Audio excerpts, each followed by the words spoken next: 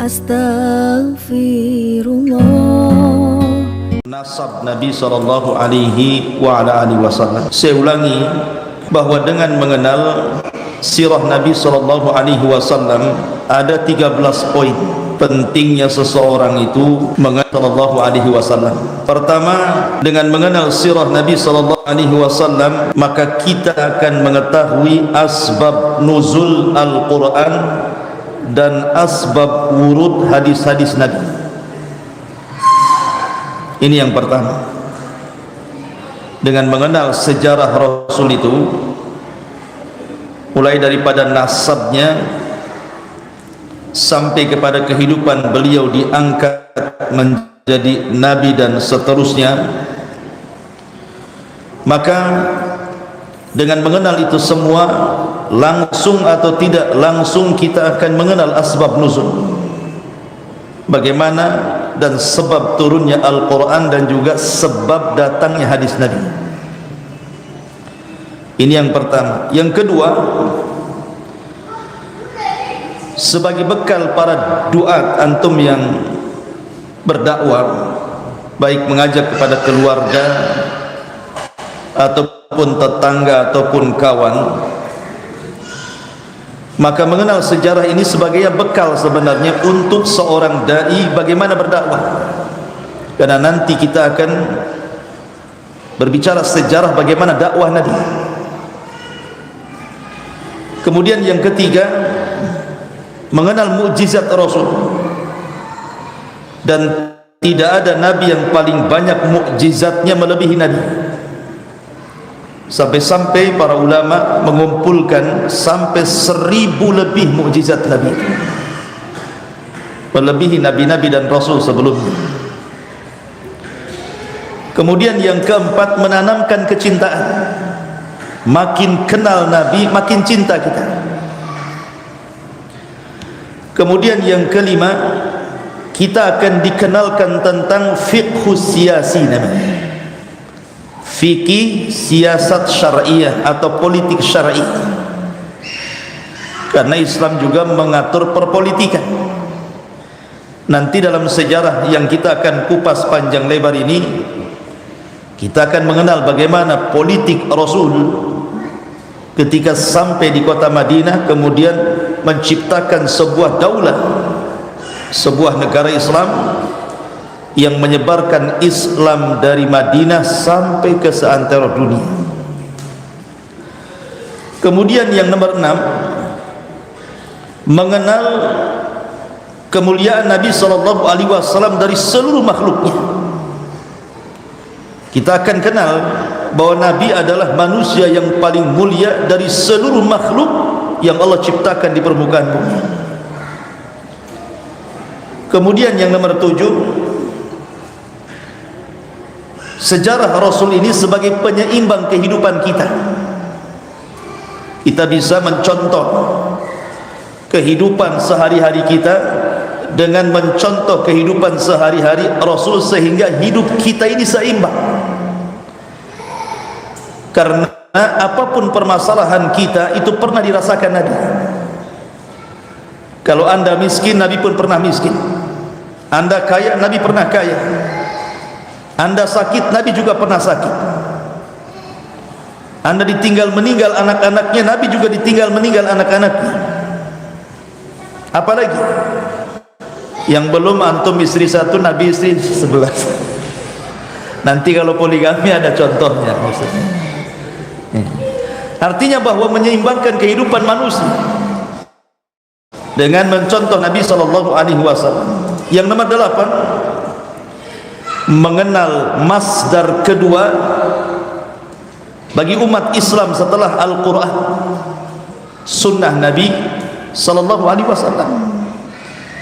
Kita kan punya masdar dua, punya sumber dua ketika kita beragama. Satu Al-Quran, dan yang kedua sunnah Nabi SAW. Sebagaimana Rasul mengatakan, inni utitul kitab wa mithlahu ma'ah. Aku diberikan Al-Quran dan yang semisalnya, maksudnya sunnah Rasul. Dengan mengenal sejarah, berarti secara langsung kita akan mengenal hadis-hadis Rasul yang merupakan sumber pendalilan kedua dalam Islam setelah Al-Quran. Kemudian yang nomor 10, mengenal kepribadian Rasul. Mengenal kepribadian Rasul seperti apa, bagaimana muamalah dia dengan keluarga, bagaimana muamalah dia dengan anak-anak, bagaimana muamalah dia dengan orang tua, bagaimana muamalah dia dengan tetangga, dan begitu seterusnya. Kemudian yang nomor 11, nomor 10, mengenal khairun nasi fil alam, manusia terbaik yang pernah hidup di alam semesta.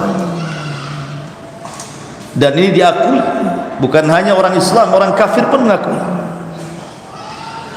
Kemudian yang nomor 11, mengenal sebab-sebab pertolongan dari Allah.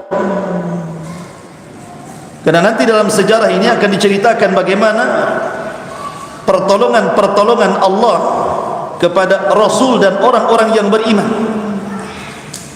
Jadi kita akan mengenal bagaimana pertolongan Allah Azza wa Jalla dan sebab-sebabnya. Kemudian yang nomor 12, mengenal sirah ini semakin terang bahwa Quran itu makin jelas bagi kita, karena sunnah itu menjelaskan Al-Quran.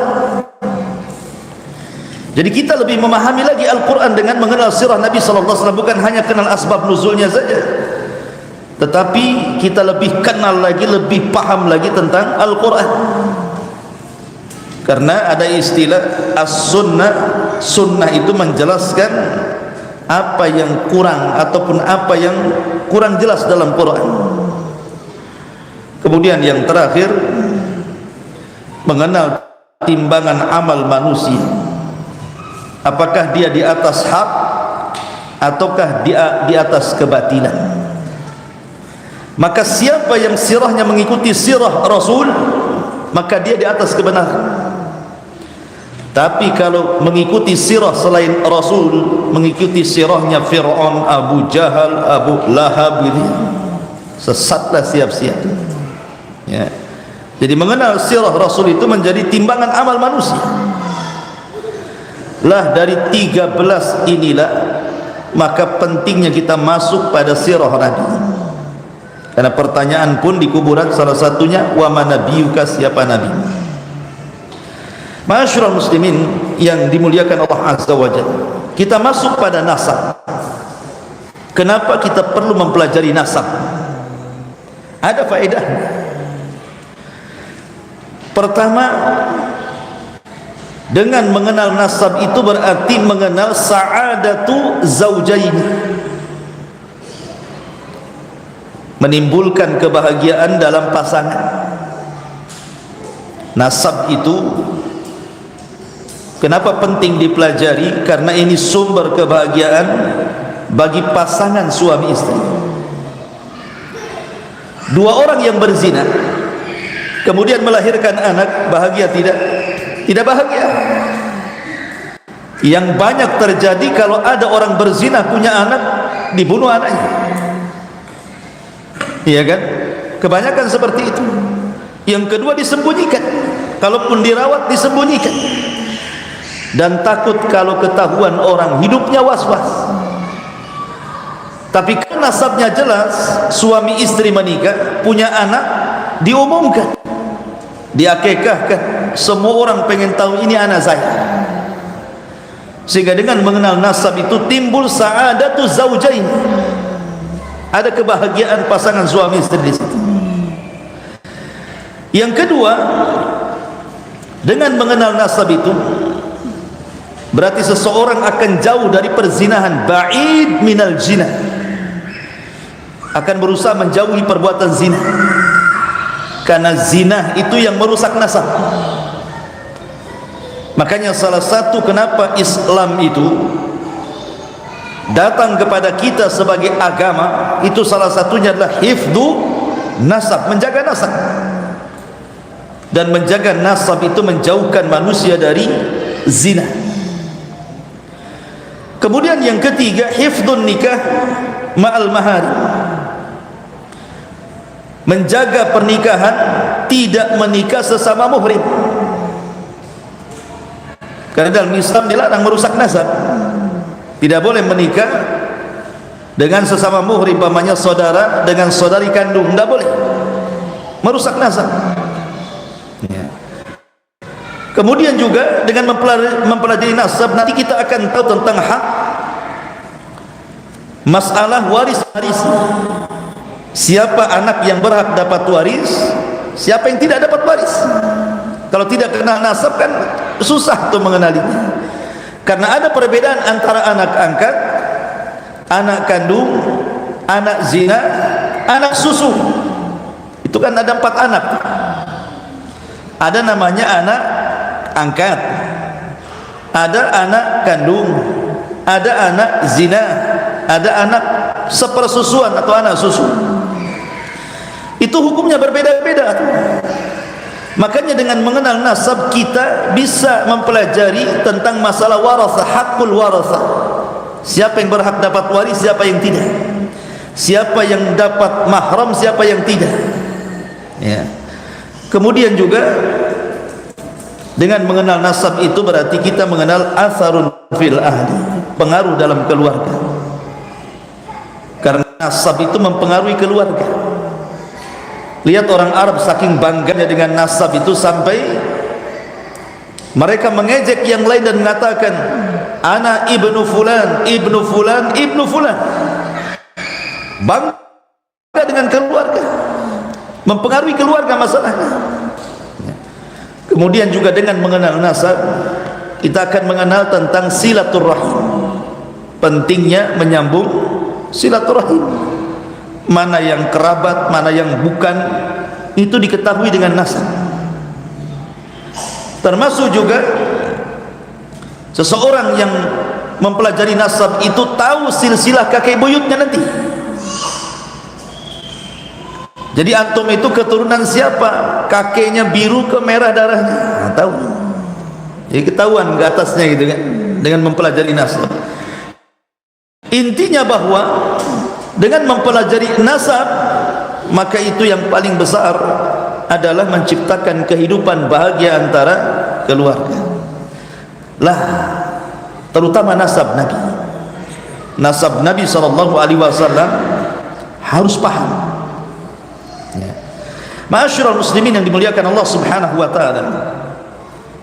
Nabi SAW huwa akramu khalqillah. Dia adalah semulia-mulianya makhluk Allah. Wa afdalu rusulihi, dan seafdal-afdalnya utusan-utusan Allah. Wa khatamu anbiya'ihi, dan dia adalah penutup seluruh para nabi yang pernah diutus Allah. Muhammadun ibni Abdillah ibni Abdul Muttalib ibni Hashim ibni Abdul Manaf ibni Qusay ibni Kilab ibni Murrah ibni Ka'bin ibni Lu'ay ibni Ghalib ibn Fihrin ibn Malik ibn Nadhar ibni Kinanat ibni Khuzaimah ibni Mudrika ibni Ilyas ibn Mudhar ibn Nizar ibn Ma'ad ibn Adnan. Lah Adnan ini sekali lagi adalah turunan daripada Nabiullah Ismail putra Ibrahim. Dari sini kita mengenal nasab Nabi. Nasab Nabi sampai kepada Ismail. Dan sudah saya beri mukaddimah dulu.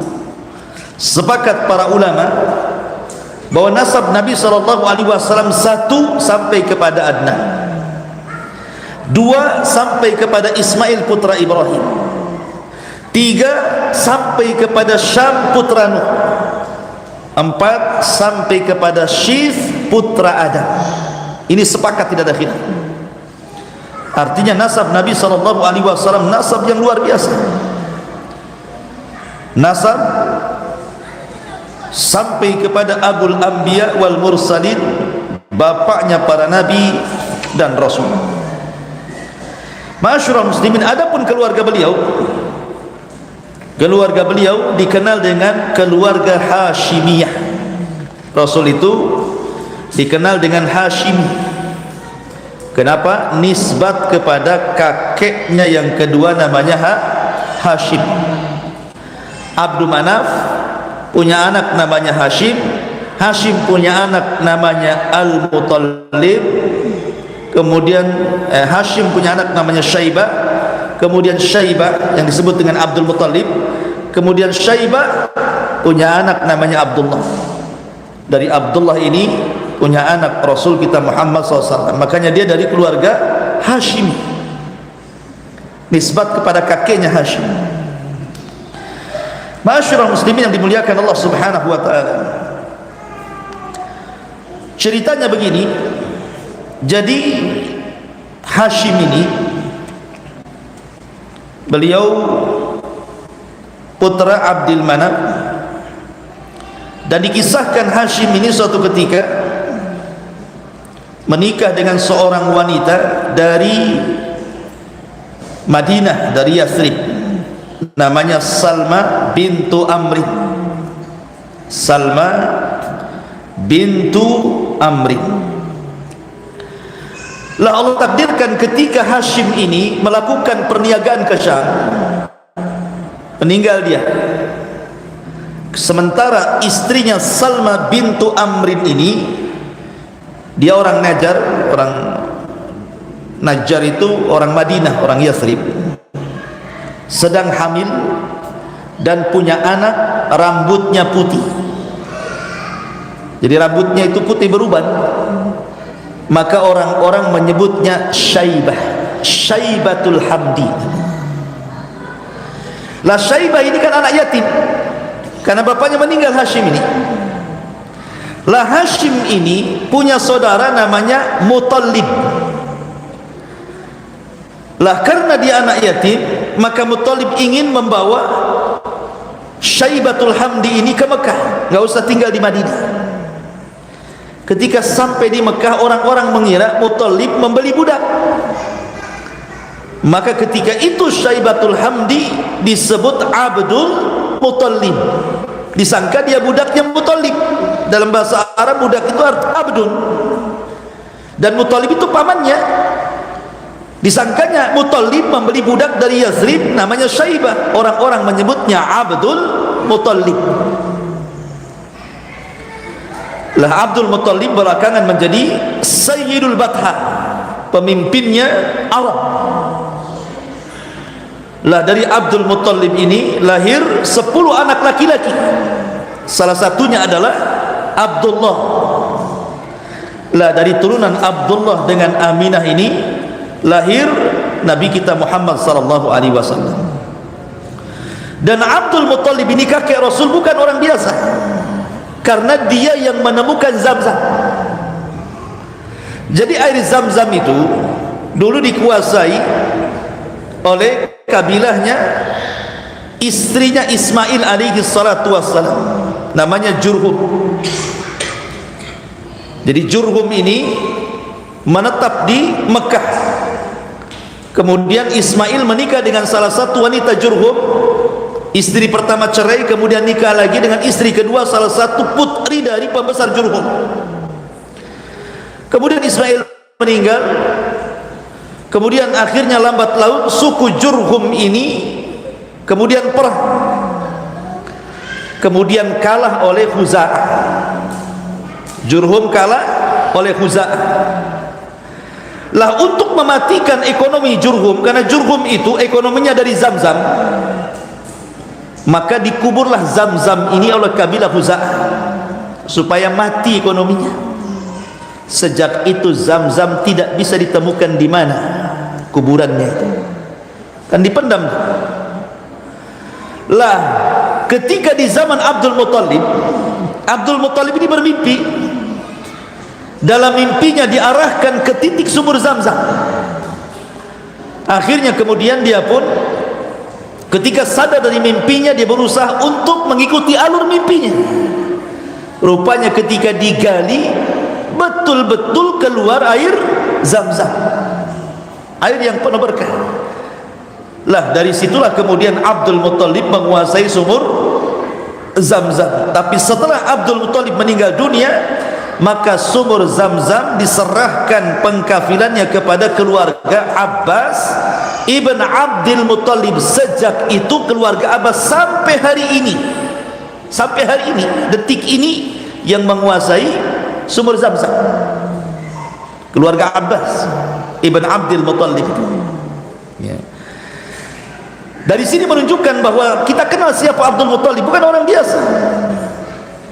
Masalahnya ketika Abdul Muttalib menemukan Zam-Zam ini, kan memang waktu itu air beda dengan di kita ya, air melimpah-limpah. Di sana kan sulit air itu, sehingga antar kabilah itu mereka meminta bagian. Akhirnya kemudian, karena ketika itu kan Nabi belum lahir, kemudian di antara orang cerdas mereka, orang berakal mereka, diarahkan untuk menemui seorang dukun yang jauh di sana, harus melewati beberapa kabilah dan padang pasir, biar dia memutuskan siapa yang berhak menguasai Zam-Zam. Maka berangkatlah Abdul Muttalib dan tetua-tetua kabilah ini menemui dukun itu. Tapi di tengah jalan, karena saking jauhnya jarak, ini tetua-tetua kabilah ini pada mati karena kehausan di tengah padang pasir. Akhirnya yang tersisa ini ingin pulang lagi, tapi kembali tanah di tengah padang pasir keluar air. Akhirnya orang-orang itu diselamatkan oleh Abdul Muttalib. Dari situ sepakat bahwa air Zam-Zam itu dipegang oleh Abdul Muttalib dan tidak jadi kedukun. Ya. Sepakat mereka, Abdul Muttalib pemegang air Zam-Zam. Lah cuman Abdul Muttalib ini kan ada kekhawatiran, kalau seandainya dia meninggal dunia, kemudian air Zam-Zam tidak ada lagi yang merawatnya, akan terjadi perang antar kabilah. Dari situlah dia bernazar kepada Allah Azza wa Jalla dan mengatakan, demi Allah, kalau seandainya Allah rizkikan kepadaku 10 anak semua laki-laki, ku sembelih salah satunya taqarruban ilallah. Dan nazarnya dikabulkan. Allah takdirkan Abdul Muttalib punya anak 10. Makanya paman-paman Rasul itu banyak sebenarnya, karena Abdul Muttalib anaknya laki-laki semua 10 orang. Ketika sudah dewasa, Abdul Muttalib lupa dengan nazarnya, maka diingatkan bahwa engkau kalau punya anak 10, katanya mau disembelih salah satunya, baru teringat dia. Akhirnya kemudian diundilah dari 10 anak laki-laki, rupanya jatuh ke Abdullah, bahwa dia yang harus sembelih. Makanya Nabi SAW digelari Ibnu Zabihataini, anak 2 orang yang akan disembelih. Pertama Ismail, yang kedua ayahnya sendiri mau disembelih. Tapi karena Abdullah ini memiliki hati di Quraisy, orangnya baik, akhlaknya santun, orang Quraisy senang, dan mengatakan kepada Abdul Muttalib, jangan, nanti kalau engkau sembelih putramu Abdullah akan menjadi sebuah sunnah bagi kami orang-orang Quraisy, kalau di antara kami punya anak 10 disembelih salah satunya. Sebaiknya urungkan niat itu. Cobalah tanya kepada orang pintar, maksudnya ke paranormal, ada nggak solusi gitu ya. Maka paranormal kemudian memberikan solusi untuk mengundi dengan cara memasang 10 ekor unta dengan nama Abdullah disandingkan, kayak orang arisan dikocok gitu. Kalau yang keluar 10 ekor unta, selamatlah Abdullah. Kalau yang keluar Abdullah, selamatlah 10 ekor unta. Maka kocokan pertama, Abdullah yang keluar, pasang lagi 10 ekor unta, dikocok lagi, Abdullah lagi yang keluar, pasang lagi 10 ekor unta. Bayangkan sudah 30 ekor tuh. Sampai ketika Abdul Muttalib memasang 100 ekor unta, di angka 100 inilah dikocok, keluar unta. Sejak itulah angka 100 menjadi diat sebuah pembunuhan. Kalau seseorang tidak mau dikisos, karena di antara keluarga mungkin ada yang tidak setuju, maka kisos bisa beralih kepada diat, membayar 100 ekor unta. Oh gitu ya. besar 100 ekor unta, kabilah bisa bankrupt ikhwan. Antum bisa jual tanah orang itu 100 ekor unta ya. Masyarul muslimin, dari sini menunjukkan apa? Islam itu menghargai nyawa supaya kapok gitu maksudnya. Tetapi bagaimanapun kisos kan dalam Islam tidak sembarang. Kisos itu kan harus setuju semua keluarga. Pamai gini, keluarganya ada 10 orang, yang 9 setuju kisos, yang 1 tidak setuju, tidak boleh kisos, tidak boleh. Dalam Islam seperti itu. Kecuali kompak, yang 10 mengatakan kisos, kisos, tidak ada dia. Tapi kalau 9 setuju 1 tidak bisa kisos. Ganti dari kisos menjadi dia. Begitulah hukum kisos. Jadi nggak sembarang main kisos saja gitu. Karena juga yang memutuskan kisos itu hakim. Kembali bahwa lah sejak itulah maka Abdul Muttalib dan anak turunannya berhak menguasai Zam-Zam sampai hari ini. Air yang luar biasa dan air yang hanya ada di kota Mekah.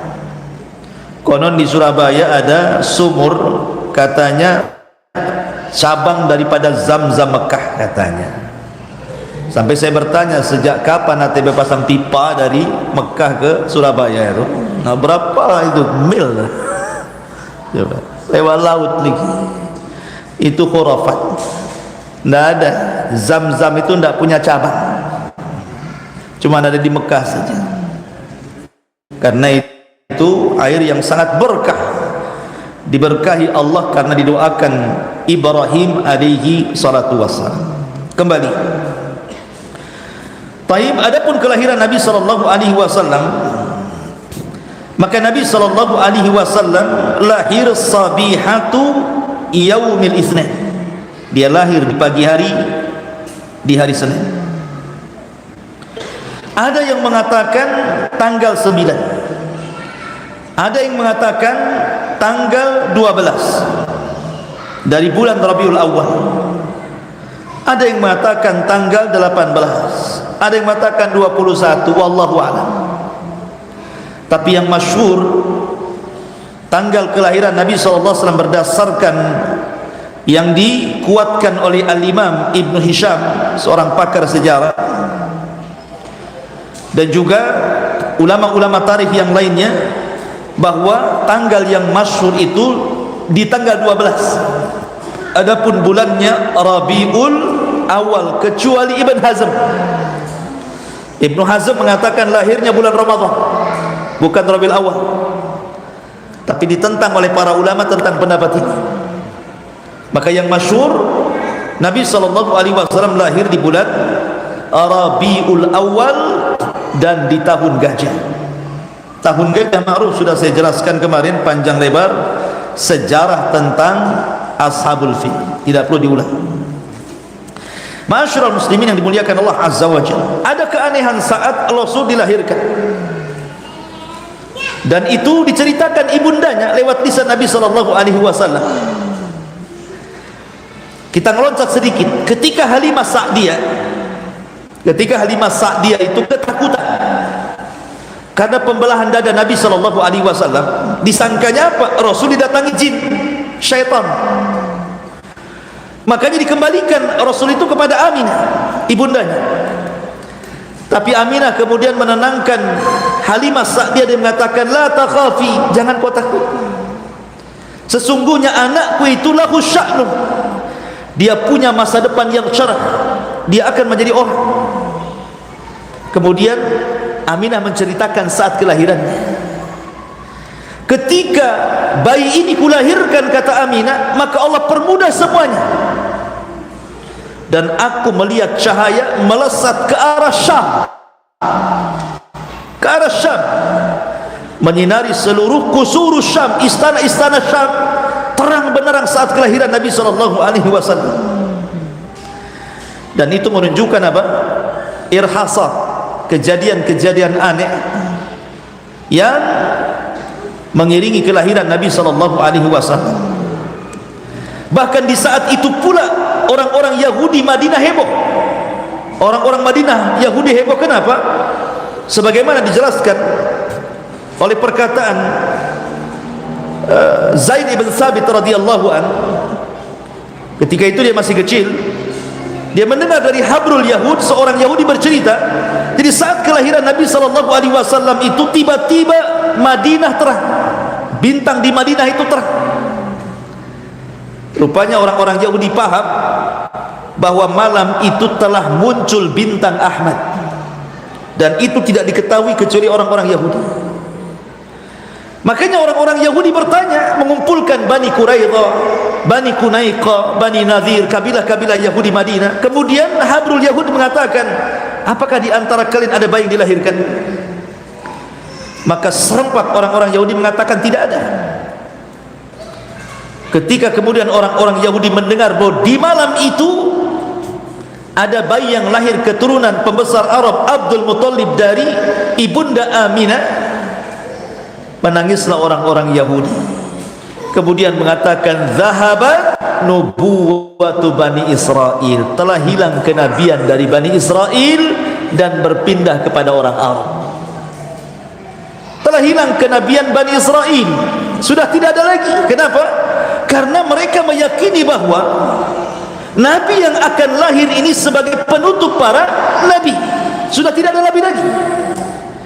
Makanya mereka mengatakan zahabat nubuwatu Bani Israel, telah hilang kenabian Bani Israel, karena mereka paham la nabiyya ba'dah, tidak ada Nabi setelahnya.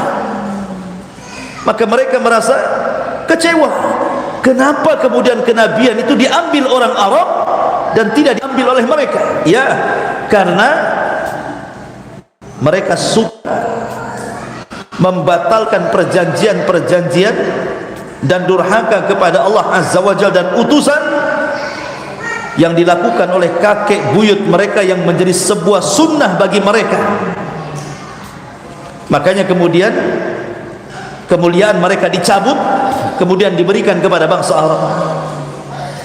Ma'asyiral muslimin yang dimuliakan Allah Subhanahu wa taala, walaupun ada cerita yang mengatakan saat kelahirannya 14 balkon tiang Kisra katanya, kemudian juga api majusi yang disembah ratusan tak pernah padam saat lahirnya Rasul, tiba-tiba padam gitu ya.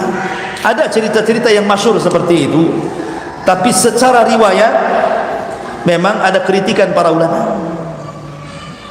Taib, kita masuk pada ar-radha'ah. Nabi SAW pertama kali disusui tentu oleh ibundanya Aminah, kemudian oleh budaknya Abu Lahab namanya Thuwaibah. Bahkan saking bahagianya Abu Lahab saat kelahiran Nabi SAW itu, senangnya luar biasa Abu Lahab itu, sampai-sampai dia memerdekakan budaknya Thuwaibah karena Rasul mau menete kepada dia. Dimerdekakan Thuwaibah itu. Baru kemudian Nabi SAW disusui oleh siapa? Halimah As-Sa'diyah. Berarti ada 3 wanita, ibundanya Aminah, kemudian Thuwaibah, kemudian Halimah Sa'diyah. Itulah wanita-wanita yang berjasa dalam menyusui Nabi SAW. Ada kisah tentang masalah Halimah Sa'diyah ini. Jadi tradisi bangsa Arab, ikhwan, tradisi bangsa Arab, mereka suka menitipkan anak-anak bayi mereka di pedesaan. Ingat, Nabi itu lahir di kota, dia orang kota. Tetapi orang-orang kota di zaman itu, di kota Mekah, karena kondisi kota itu dikhawatirkan banyak penyakit, banyak wabah, kemudian bahasanya rusak, akhlaknya rusak, sosialnya rusak, dan begitu seterusnya. Maka untuk kemudian anak-anak mereka tumbuh baik, baik secara kesehatan, secara bahasa, secara akhlak, biasanya mereka mengirim anak-anak mereka diletakkan di desa dan membayar orang desa. Itu tradisi di sana, bukan tradisi di sini. Begitu tradisi di sana. Lah ketika di musim kelahiran bayi, karena sering saya katakan, biasanya kalau orang lahiran itu musiman, biasanya habis ini lahir, tetangga sebelah lahir, habis ini lahir, dengar lagi lahir di sana. Sama dengan orang mati, ya kan? Orang mati itu kan itu, baru saja innalillahi wa inna ilaihi, subuhnya innalillahi lagi. sorenya innalillahi lagi. Hati-hati kalau tetangga itu ada yang meninggal tuh. Biasanya ngantri tuh, ya kan? Lah orang lahir itu kan begitu juga. Kalau orang lahir semua, ketika orang mati semua.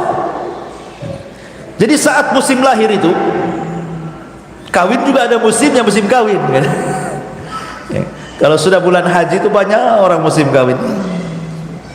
Saya masih dulu berdakwah di desa itu, kalau pulang ceramah musim kawin, pulang bawa pisang, nenteng, singkong, ya kan? Pokoknya dapat berkah. Ya. Kalau sudah bulan haji itu. Masyurul muslimin yang dimuliakan Allah Azza wa Jalla. Jadi kebiasaan orang-orang desa itu, mereka mencari maisha untuk menawarkan jasa mereka, terutama wanita-wanita yang punya bayi. Karena kalau tidak punya bayi kan nggak keluar air susunya. Jadi wanita-wanita yang punya bayi sekalian nyusui anaknya, maka dia ambil anak susuan dari kota, nanti tinggal dibayar berapa. Dan ini tradisi sana ya. Lah akhirnya kemudian banyaklah orang-orang dari Bani Sa'di ini menuju Mekah mencari bayi-bayi. Lah rupanya semua bayi diambil, karena rata-rata bayi-bayi yang diambil itu yang seumuran dengan Nabi SAW itu anaknya orang mampu. Mereka tidak takut kalau tidak dibayar, pasti dibayar gitu ya. Tetapi sekali ditawari bayi Rasul, semua ibu susu itu menolak, nggak mau yang ngambil. Masya Allah, kasihan. Ditawari sama Aminah nggak mau, ditawari nggak mau. Akhirnya banyak ibu-ibu yang menyusui itu menolak bayi Nabi SAW. Alasannya, satu, dia anak yatim, dua, dia keluarga fakir dan miskin. Jadi apa yang diharapkan? Udah yatim, miskin, capek-capek sajalah saya menyusui dia, nggak dapat apa-apa, nggak dapat upah apa-apa kan begitu. Akhirnya rupanya ada seorang ibu-ibu yang telat datang. Ibu ini miskin, tidak kaya, namanya Halimah Sa'diyah. Halimah Sa'diyah, suaminya namanya Abdullah ibn Harith. Jadi Halimah Sa'diyah ini dia telat datang, itu pun membawa atan. Atan itu unta yang sangat kurus kering sehingga lambat jalannya. Jadi dia baru sampai di Mekah, orang-orang sudah pulang bawa bayi gitu ceritanya. Karena lambat datangnya, orang sudah bawa bayi pulang, ini baru datang ke kota Mekah. Yang kedua, dia membawa bayi kecil, sementara air susunya itu kurang lancar, sehingga menjadi bahan pertimbangan untuk anaknya saja tidak kenyang, macam mana menyusui bayi orang. Tetapi ketika kemudian sudah mencari bayi, sudah tidak ada semuanya, akhirnya kemudian ada satu bayi yatim dari keluarga miskin, daripada pulang tidak bawa tentengan, maka suaminya mengatakan kepada Halimah, wahai istriku, sudahlah tidak apa-apa, bawa saja, boleh jadi bayi ini membawa berkah. Dan betul, ketika di malam itu air susunya yang tidak lancar, anaknya pun sudah sakit, dia pun lama tidak istirahat karena berjalan dari kampung sampai ke Mekah. Ketika dia mengambil bayi Nabi SAW, tiba-tiba kemudian air susunya lancar, anaknya kenyang, kemudian dia pun merasa tenang, dan malam itu satu keluarga bisa tidur nyenyak sampai pagi. Itu berkah pertama.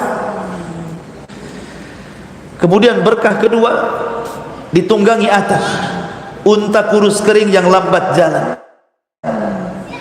Ketika Nabi SAW di atas unta atan itu, rupanya unta kurus kering itu cepat jalannya dan tidak merasa kelelahan, bahkan bisa menyalip kawan-kawan yang sudah duluan pulang 2 hari 3 hari sebelumnya, sudah kesalip. Ya, kayak bas tuh nyalip gitu. Rupanya dia yang datang pertama kali ke Bani Sa'diyah, dia yang terakhir datang ke Mekah, dia pula yang awal pulang ke Bani Sa'diyah. Nah, itu berkah yang kedua, untanya jadi kuat gitu ya. Berkah yang ketiga, tiba-tiba kemudian sesampainya Rasul di Bani Sa'diyah terjadi hujan. Yang sebelumnya Bani Sa'diyah mengalami paceklik hebat luar biasa, sampai kemudian banyak kelaparan, hewan pun sudah mulai kelaparan gitu ya. Tiba-tiba hujan deras, kemudian Bani Sa'diyah menjadi hijau.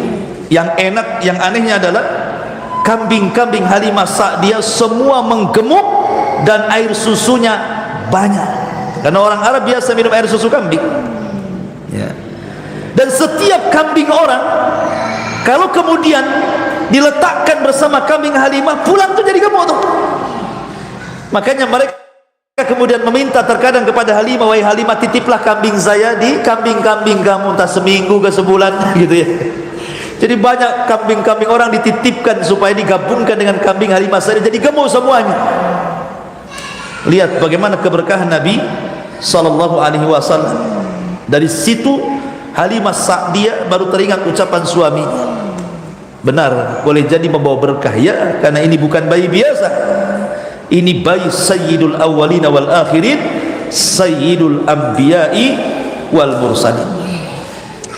Berapa lama Nabi sallallahu alaihi wasallam tinggal di Bani Sa'diyah? Ketika Nabi sallallahu alaihi wasallam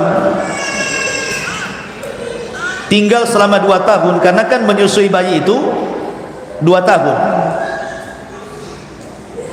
dan itulah susuan habis itu disapi. Kadang ini sudah 2 tahun tak mau disapi-sapi, disapi udah 2 tahun ya.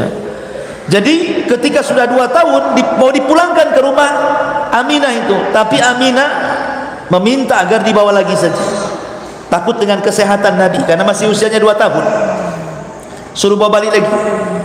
Oh, senanglah Halimah itu karena tahu berkahnya Rasul. Dibawa lagi ke Bani Sa'diyah, sehingga kemudian usia Nabi sallallahu alaihi wasallam tinggal di Bani Sa'diyah itu usia sampai ke 6 tahun. Jadi 2 tahun dipulangkan, kemudian diambil lagi, tambah lagi 4 tahun. Masalahnya di usia 6 tahun itulah terjadi tragedi pembelahan dada. Terjadi pembelahan dada ketika Rasulullah SAW bermain dengan saudara sepersusuannya, putra Halimah Sa'diyah itu. Tiba-tiba datang 2 malaikat menangkap Rasul, membaringkan Rasul, membelah dada Rasul, mengambil jantung Rasul, memasukkan ke bejana emas, mencuci dengan air Zam-Zam, kemudian dimasukkan lagi, dijahit lagi, dan disaksikan oleh anak Halimah Sa'diyah itu. Ketika disaksikan pulang, bercerita pula anak 6 tahun sama ibunya itu. Ya polos lah kan, takutlah ibunya, ini anak orang kalau mati gimana pula kan itu. Sejak itulah dia ketakutan, disangkanya itu setan, disangkanya itu jin. Makanya di usia 6 tahun itulah dikembalikan kepada ibunda tercinta Aminah bintu Wahbi. Nah, sejak itulah maka sampai di sini kehidupan Rasul bersama Halimah Sa'diyah. Bagaimana setelah di pangkuan ibundanya? Kisahnya panjang. Insyaallah kita lanjut di lain kesempatan.